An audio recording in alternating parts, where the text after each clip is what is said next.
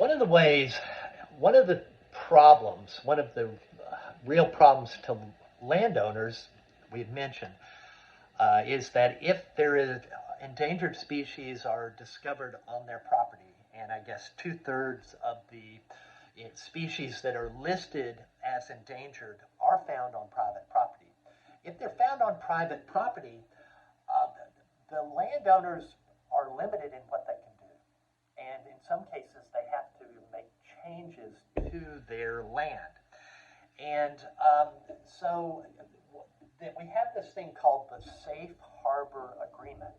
And this is where the federal government acknowledged that this is a problem for landowners. And what they said is that, okay, if you do what we ask, if you make the changes that we require you to make, we won't request anything else from you. Even if making these changes attracted more endangered species. So it's a way to alleviate the fears of landowners that they say, oh, great, I make these changes, and then what's going to come next? And in your PowerPoint slides, I mentioned International Paper, and it's a large international company that owns huge tracts of land that it harvests for trees for paper. Harvests the trees for paper. And what they ended up, they had some endangered woodpecker on their property, and what they were required to do is to let some portions of their land become mature forest. Because if you think about a woodpecker, it needs those dead trees to peck on and eat bugs or whatever, and make nest holes. And so this is an example of how they made a change that was required by law, but even if they attract other endangered species, they're not going to be required to do anything more. And that's the Safe Harbor Agreement. We have a mention of the snail darter. I said that was the classic example of the very first challenge to the Endangered Species Act. Again, this is this little teensy tiny fish that was found in a river that was being dammed up. And I have a mention in the slides of the God Squad. This is this congressional committee that provides oversight and makes decisions about how to implement the Endangered Species Act. And then we have CITES, and this is one of these names that the letters stand for something.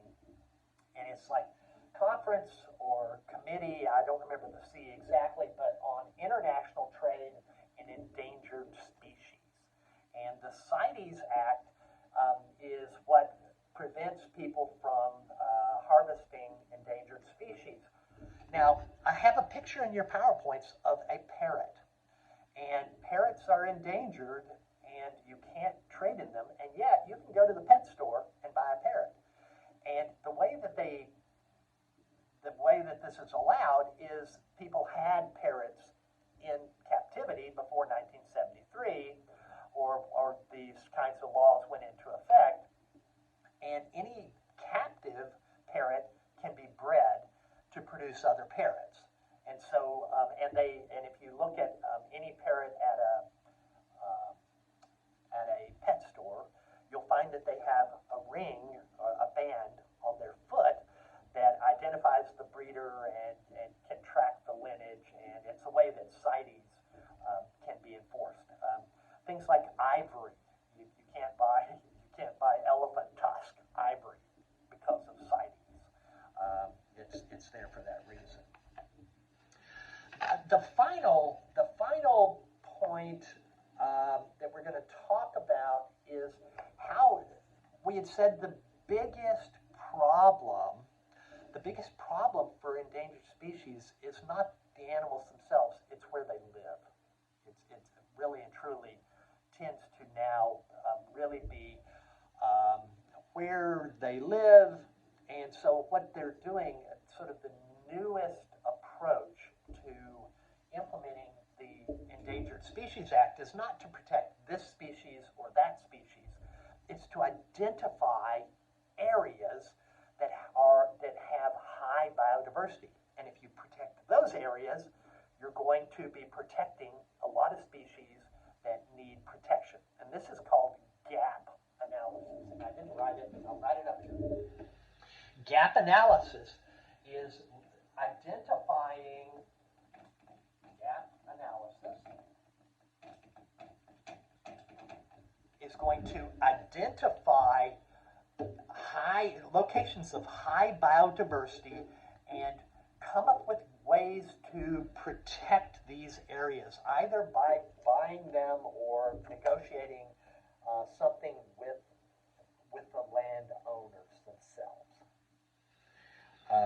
So the most recent approach, the most modern approach to protecting species is through protection of biodiversity, gap analysis. All right, we're done for today.